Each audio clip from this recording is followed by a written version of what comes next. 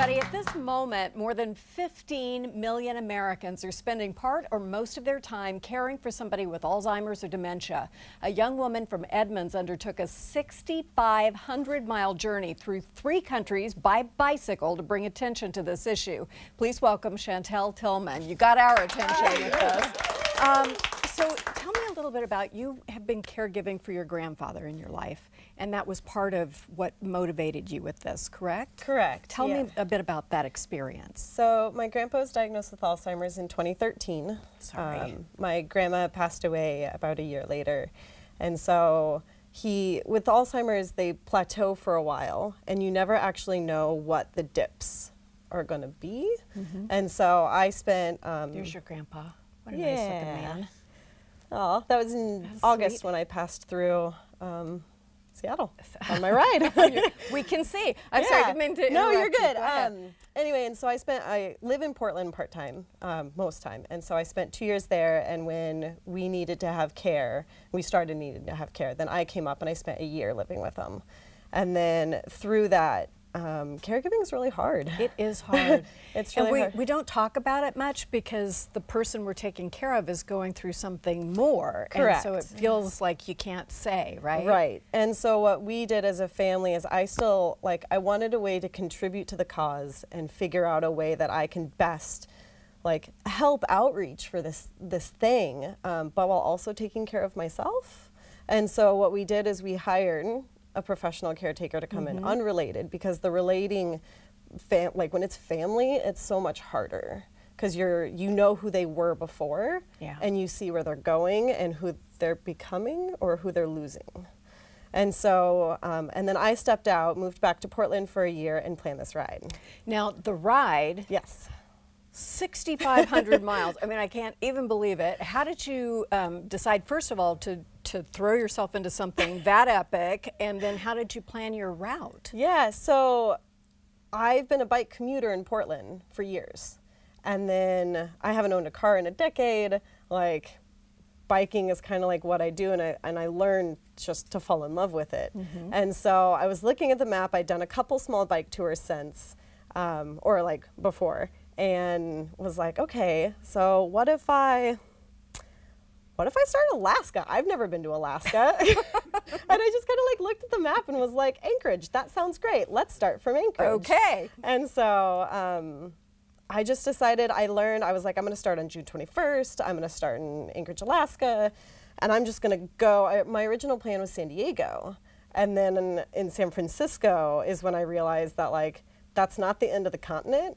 And I had this moment my mom teased me of it, and I was like, Mom, it's only another 1,500 miles if I add Baja. And she goes, do you listen to what you just said? I was like, even after you said it out loud, it doesn't sound weird to you? So what was the most challenging part? Because you told me before we started that you never thought I've made a mistake along the way. But there must have been some parts that were difficult. There were definitely moments where I was like, I kept waiting for that, actually, that moment when you're like, oh, maybe I shouldn't be doing this, but I never did. You didn't? No. Well, that tells me you did this with great purpose. Yes. Yeah, absolutely. And there was in San Francisco, so I met with the Alzheimer's Association all throughout my ride. So I paired with the Seattle's longest day. So the synchronicity of it is that I had planned on June 21st. I started in Alaska, and the synchronistic moment was when I worked with the Alzheimer's Association, I learned that the longest day fundraiser is June 21st. It's on solstice. And so I was like, well, that's perfect. I was going to start then anyway. Right. And so I paired with them. Meant to be. Oh, yeah. And then I learned that the Alaskan state flower is the forget-me-not.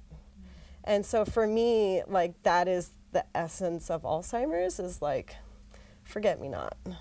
You want people to know a lot of different things, not just that caregiving is difficult, but just to remind us what is lost in this and what we need to research and what we need to do about this. Can you talk to me about the things you'd like for us to take away from this journey? So I started a separate project called Facing Alzheimer's, and that was taking selfies with people as I rode down the west coast of North America. As one does. As one does. And I did that in a way to have a visual connection. It's like a web of connection of people to show that we're all not alone in this. After age 65, it's 1 in 3 people get diagnosed with Alzheimer's. Wow. And so it's one of those things that, like, if we start now, I'm 30, and so if we start now thinking about what we do later, then like our impact is greater. And so reaching out, talking to people about things, like, we're not alone. Dementia, Alzheimer's, it's all there. Like Parkinson's is related to this as well. It's just another branch of the disease.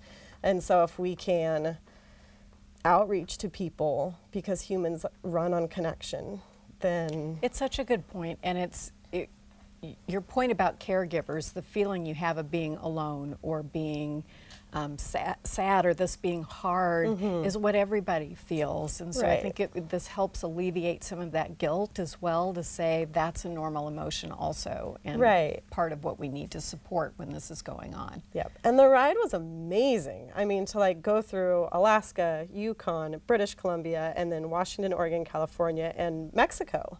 I spent 2.5 months in Mexico. Wow. And it was amazing, everything about it. Are you going to do it again? Oh, yeah, I would do it again. Oh, gosh.